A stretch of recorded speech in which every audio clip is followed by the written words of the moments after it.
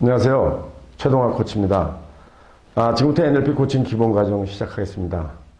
저와 함께 NLP 코칭 기본 과정에 오신 여러 코치님들 반갑습니다. 네. 저는 지금 한국코치협회 KSC 자격으로 전문 코치 활동 중이고요. 그리고 이제 학교에서 코칭 관련 과목 강의하고 있습니다. 그리고 이제 국제인증 NLP 트레이너 자격이 있기 때문에 현재 NLP 프랙티셔너 양성 과정 진행하고 있고요. 최근에는 이제 NLP 코칭을 가지고 여러 코치님들과 같이 공부하고 연구하고 있습니다. 혹시 제 강의 중에 궁금하신 사항이 있거나 의문되는 부분이 있으면 제 이메일로 문의를 해주시면 제가 성심껏 답변해 드리겠습니다. NLP 코칭이라고 했을 때 NLP를 왜 이제 해야 되는가? NLP 코칭 안 하면 코칭 할 수 없다. 이렇게 말씀드릴 수는 없겠죠. 근데 이제 많은 분들이 이제 코칭을 하시면서 NLP의 기술을 접목을 해보니까 참 유용하더라. 이런 이제 얘기가 많이 나오고 있습니다. 물론 외국에서는 이미 오래전부터 코치들은 NLP를 배워서 이렇게 활동하는데 많이 사용을 하고 있었고요. 최근에 우리나라에서도 많은 관심을 받고 있는 부분이 있습니다. 그래서 NLP 프랙티셔너를 별도로 이제 배우기도 하는데, 양이 굉장히 많아요. 그리고 어떤 부분은, 치료적인 차원의 부분들이 많이 있기 때문에, 그런 부분들은 좀 이렇게, 제외시키고, NLP와 코칭이 이렇게 만나는 부분만 추려서 제가 NLP 코칭이라는 과목으로 이 강좌를 개설을 하게 됐습니다. 코칭은 기본적으로 심리학과 그 다음에 상담학적 이론을 기반으로 하고 있죠. 네, 그리고 심리학과 상담학의 가장 실용적인 접근법이 NLP라는 부분도 있고요. 그리고 NLP를 공부한다는 것은 코칭의 작동 원리를 아주 쉽게 이해할 수가 있습니다. 그리고 NLP 기술을 활용한 코칭 기법을 습득할 수가 있고요. 그 다음에 코칭을 보다 심층적으로, 보다 효과적으로 실수할 수 있다라는 그런 장점을 우리가 기대를 할 수가 있겠습니다. 본 강좌는 오늘을 포함해서 8개 강좌로 이루어지고 있습니다. 그래서 20분씩 하겠고요. 그 다음에 오늘은 이제 NLP 코칭의 기본 개요에 대해서 같이 살펴보고요. 그 다음에 이제 가장 중요한 이제 NLP라는 것이 도대체 핵심 원리가 뭐냐, 그 부분에 대해서 두 번째 과정에서 말씀을 드릴 거고, 그 다음에 세 번째부터 여덟 번째까지는 NLP의 어떤 핵심 기술과 코칭의 기술이 만나는 부분, 그래서 그것을 코칭 현장에서 어떻게 활용할 것인가에 대한 부분을 중점적으로 다루게 될 것입니다. 자, 오늘은 이제 아까 말씀드린 것처럼 NLP의 개요에 대해서 말씀을 드리겠습니다. 자, 먼저 NLP는 누가 언제 만들었을까요? 70년대 초반에 유니버시티 오브 캘리포니아의 산타크루즈 캠퍼스에 있는 처음에 이제 전산학을 전공했지만 나중에 심리학으로 전공을 바꾼 리차드 밴들러라고 하는 사람과 그 다음에 언어학자인 존 그린더라는 이 두 분이 당시에 굉장히 유명했던 단기 치료자들이 있었던 거죠. 이제 정신분석학자들이 주로 그런 분들이 게시탈트 요법으로 유명했던 프리츠 펄츠라는 분과 그 다음에 이제 가족치료에서 유명했던 버지니아 세트어 박사, 그리고 이제 의료 최면이라고 하죠. 그런 쪽에 아주 탁월한 이제 성과를 냈던 밀턴 에릭슨이라는 이 세 분의 여러 가지 기술과 그 다음에 이제 어떤 치료법을 이제 연구를 했습니다. 아까 밴들러하고 존 그린더라는 사람이 그 배경이나 이유에 대해서는 좀 얘기가 길기 때문에 어떤 나중에 교재를 제가 한번 소개를 해드릴 테니까 그 책을 보시면 잘 알 것 같고요.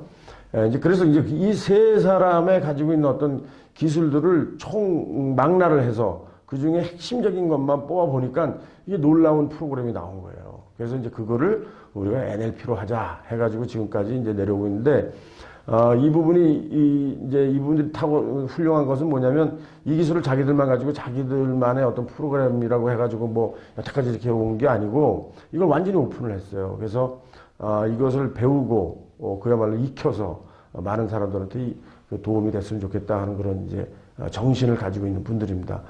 그 이후에도 그래서 NLP는 많은 이제 또 기술적인 발전을 많이 했는데 그 이제 후기에 어떤 또 개발된 프로그램에는 이 여기 나와 있는 문화인류학자인 그레고리 베이슨과 그 제자들이 또 아주 탁월한 방법론, 나중에 이제 공부하게 될 그 신경 논리 단계라고 하는 그런 부분들에까지도 이제 연결이 되어 있습니다. 자, 그럼 이제 NLP라는 이름을 한번 또 살펴보겠는데요. NLP는 그 N은 뉴로라는 개념이고요. 그 다음에 L은 링귀스틱, 그 다음에 P는 프로그램입니다. 그래서 이제 여기 오감을 통해서 경험이 얻어지고 처리되는 신경 체계, 이거를 이제 신경 매뉴얼이라고 해가지고 뉴로라는 분야에서 다루고요.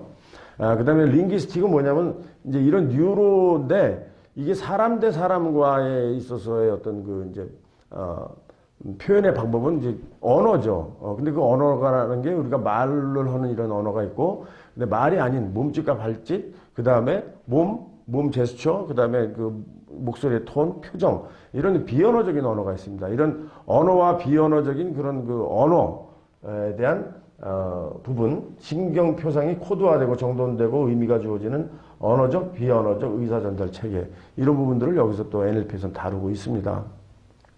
그 다음에 이런 오감에 의해서 이제 어떻게 신경 체계에서 입력되고 처리되고 또 이제 표현되고 하는 것들, 그 다음에 사람 대 사람 간의 그런 언어적인 차원에서 사용되고 이런 것들이 그 내면에서는 이 뇌 안에서는 뭔가 프로그램화된 상태에서 이루어지더라, 이런 얘기죠. 그래서 원하는 목표와 결과를 달성하기 위해 우리의 의사전달 체계와 신경체계를 조직하는 능력, 이것이 바로 프로그램화되어 있는 부분에서 작동된다는 겁니다.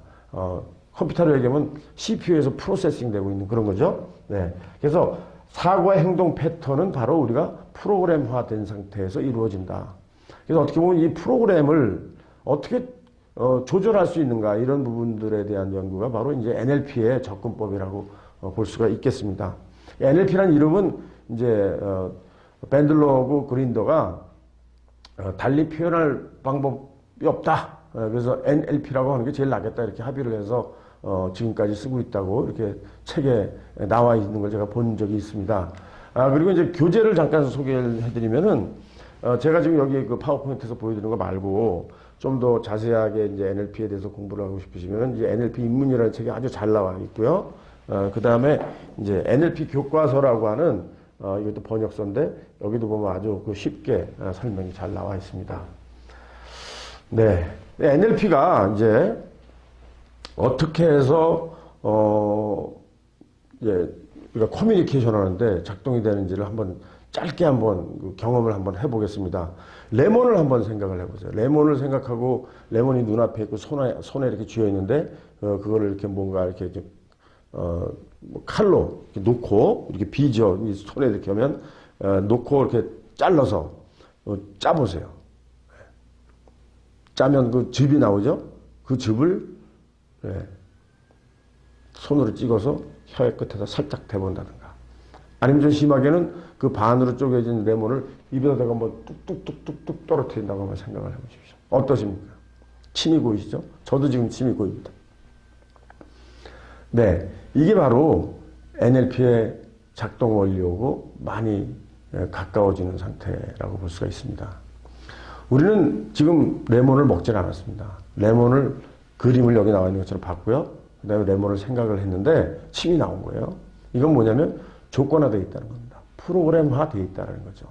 만약에 우리가 프로그램을 바꾼다면, 레몬을 보고 침이 안 나올 수 있다면 어떻게 될까요? 네, 이것은 아주 자연스러운 우리 상태에서 실험을 했지만, 만약에 이것이 레몬이 아니고 공포의 대상이라고 생각을 해보고 그 공포의 대상은 실제하지 않고 우리 머릿속에만 존재한다고 생각을 해보신다면 어떻겠습니까? 우리가 프로그램화된 그 상태에서 그것만 보면 공포에 떠는 것은 어쩌면 허상이라는 거죠. 네, 그랬을 때는 프로그램에 손을 댈 수밖에 없다. 그 방법론, 이런 것들이 이제 NLP에 있는데, 그것을 치료적인 목적에서 쓸려면은 이제 이 코칭하고 만나기가 좀 쉽지 않지만, 코칭과 만날 수 있게 우리가 좀 조절을 해서 잘만 사용한다면 강력한 코칭의 방법론으로 활용될 수 있다. 이렇게 생각하시면 되겠습니다.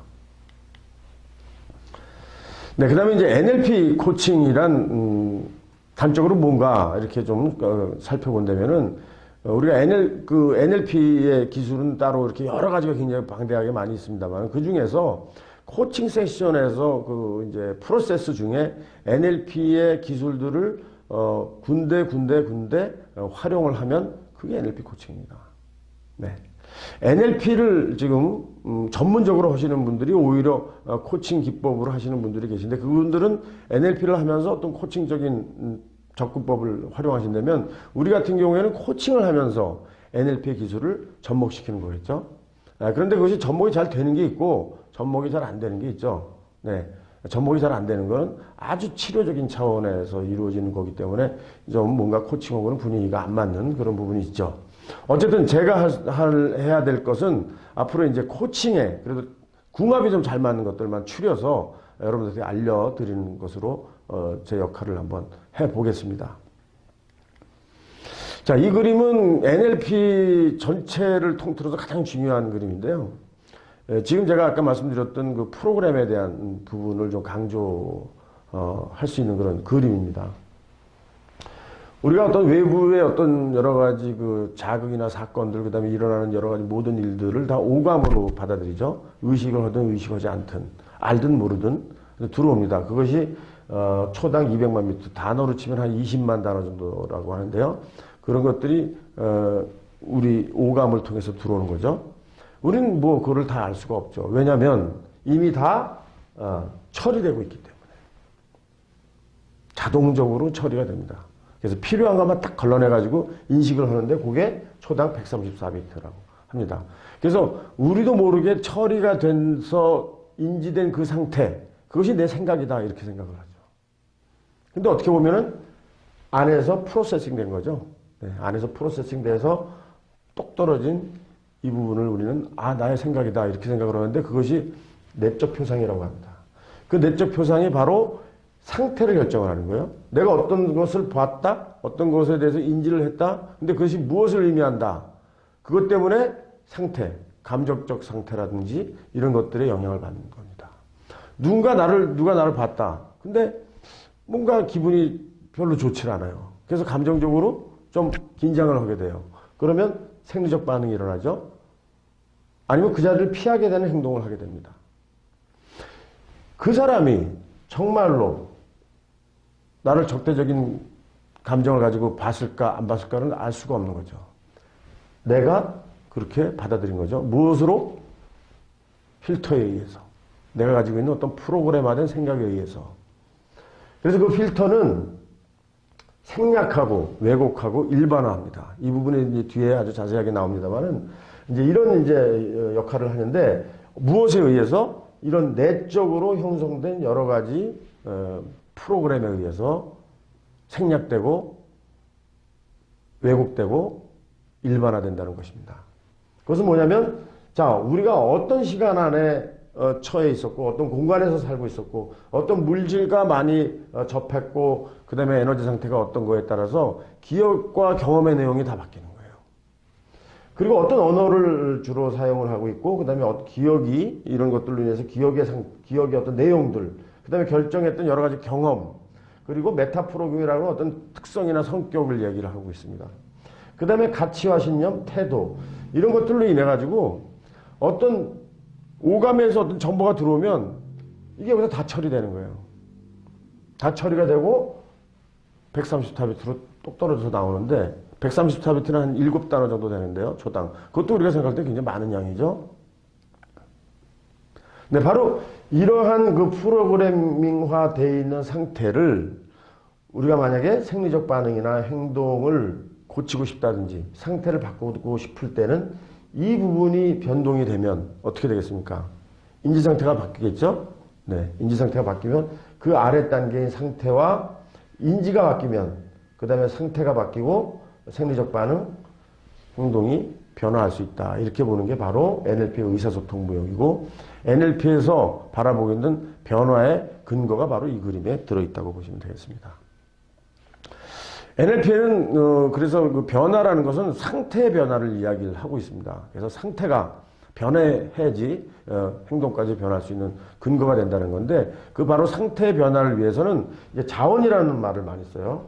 왜냐하면 이제 기본적으로 우리가 가지고 있는 것이 아까 이제 뉴로라고 했을 때 그것이 오감으로 이루어진 거죠. 그 오감으로 우리가 어떤 상태를 인지를 하고 근데 표현을 하는데, 이것이 내적으로 축적이 되면 그것이 이제 자원으로 남는데, 그것이 나쁜 자원이 있고 아주 좋은 자원이 있는데, 이 나쁜 자원은 어떻게든지 좋은 자원으로 우리가 전환시켜야 되고, 좋은 자원은 미래 아니면 현재 상태를 바꾸는데 활용할 수 있다, 이렇게 생각을 하게 되는데요. 그것이 바로 NLP에서 이야기하고 있는 이제 자원입니다. 자원은 오감, 그다음에 과거, 미래에서 들어올 수가 있고요.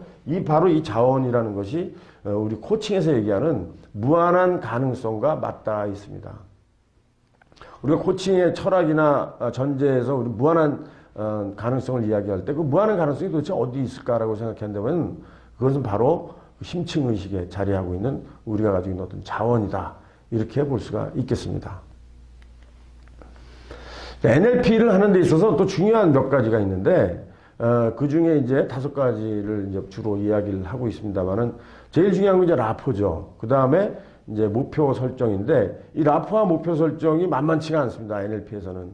왜냐면은, 그냥 우리가 글로 적거나, 어떤 대화에서 끄집어 나온, 그런 그 목표 설정이라든지, 어떤, 이 결과에 대한 기대는, 어쩌면은 굉장히 취약하다라고 보는 거죠.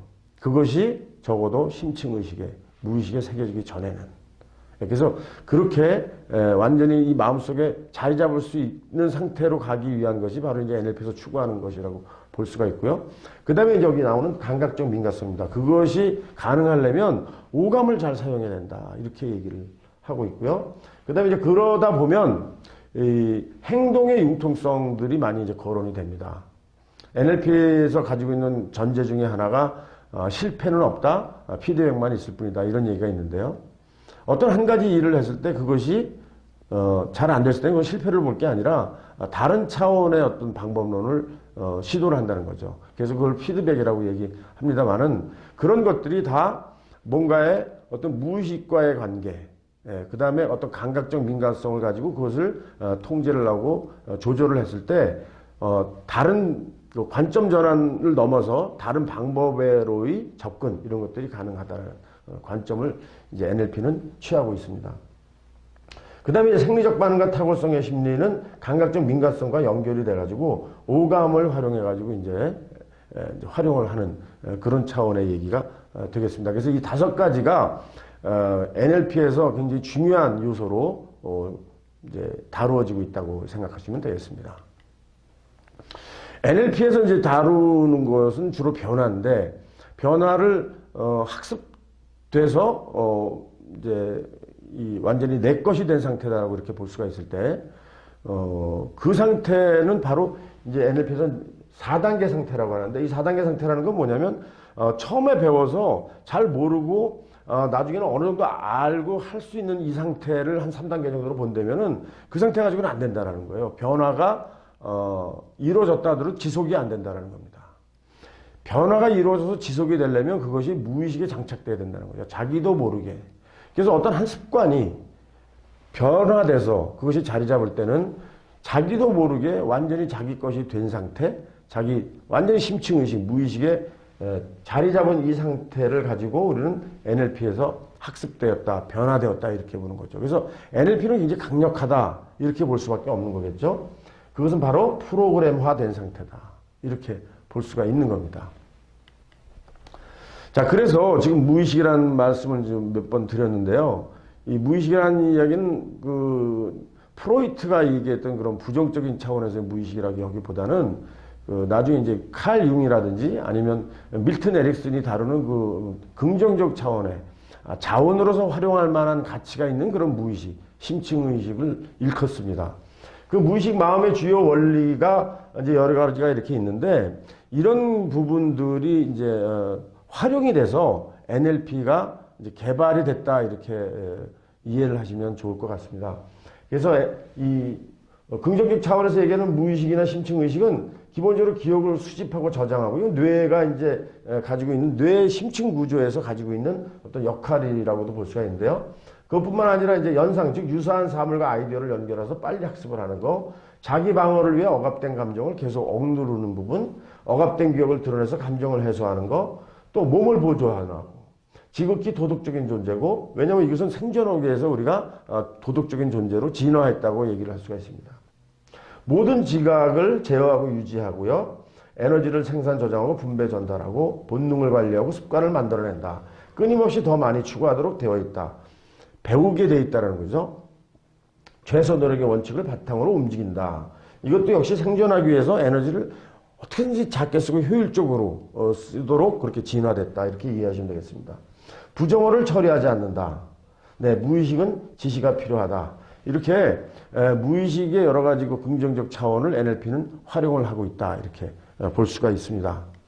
자, 오늘 이제 NLP의 개요에 대해서 간단하게 말씀을 드렸는데요.